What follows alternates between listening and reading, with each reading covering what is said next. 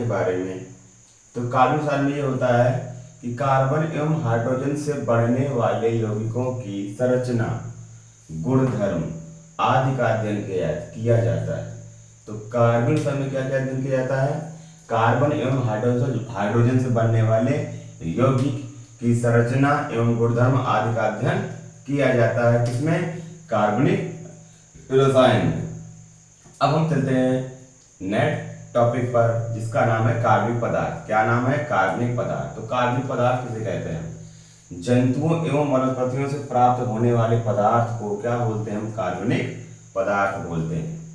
जंतुओं एवं वनस्पतियों से प्राप्त होने वाले पदार्थ को हम कार्बनिक पदार्थ कहते हैं। उसके बाद अकार्बनिक पदार्थ। अकार्बनिक पदार्थ में हम क्या लिखेंगे? निर्जीव स्रोत से प्राप्त होने वाले पदार्थ को हम अकार्बनिक पदार्थ कहते हैं। निर्जीव स्रोत से प्राप्त होने वाले पदार्थ को हम अकार्बनिक पदार्थ कहते हैं। नेक्स्ट हमारा जैव शक्ति सिद्धांत। जैव शक्ति सिद्धांत। तो जैव शक्ति सिद्धांत किसने दिया था? बर्जेलियस ने दिया था। तो जैव शक्ति सिद्धांत के अनुसार क्या होगा? यहाँ पर कार्बनिक पदार्थ का निर्माण केवल जीवों के द्वारा कर सकते हैं। मतलब जैव शक्ति के सिद्धांत के अनुसार हम कार्बनिक पदार्थों का निर्माण केवल जीवों के द्वारा कर सकते हैं। उसके बाद ओहलर का प्रयोग। तो ओहलर ने एक प्रयोग किया।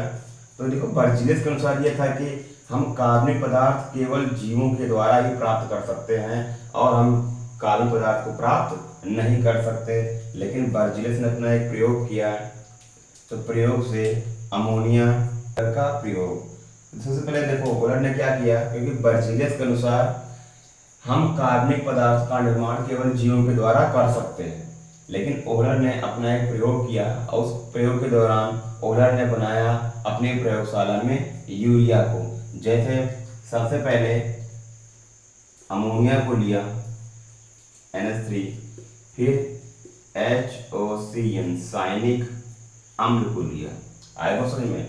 अमोनिया लिया और साइनिक अम्ल को लिया और फिर बनाया NH4OCN। आएगा समझ में? NH4OCN।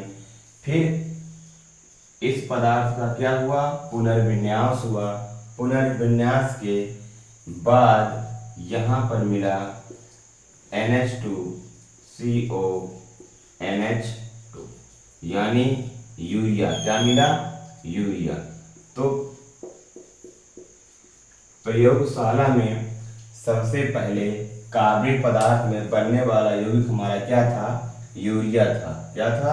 यूरिया था। और किसने बनाया था? ओहलर ने बनाया था। आइवर्सन में। तो इस सिद्धांत ओहलर के मतलब बाद में जैव शक्ति सिद्धांत का अंत हो गया, क्योंकि जैव शक्ति सिद्धांत के अनुसार हम कार्बनिक पदार्थ केवल जीवों से प्राप्त कर सकते हैं। लेकिन ओहलर ने अपने प्रयोग के द्वारा सिद्ध किया कि इसको हम लैब में या प्रयोगशाला में बना सकते हैं। तो एक और समझ में आ गया होगा इन सब बातों को। अब नेक्स्ट फिर चलते हैं, नेक्स्ट वीडियो में बनाएंगे, उसके बाद देखेंगे आगे।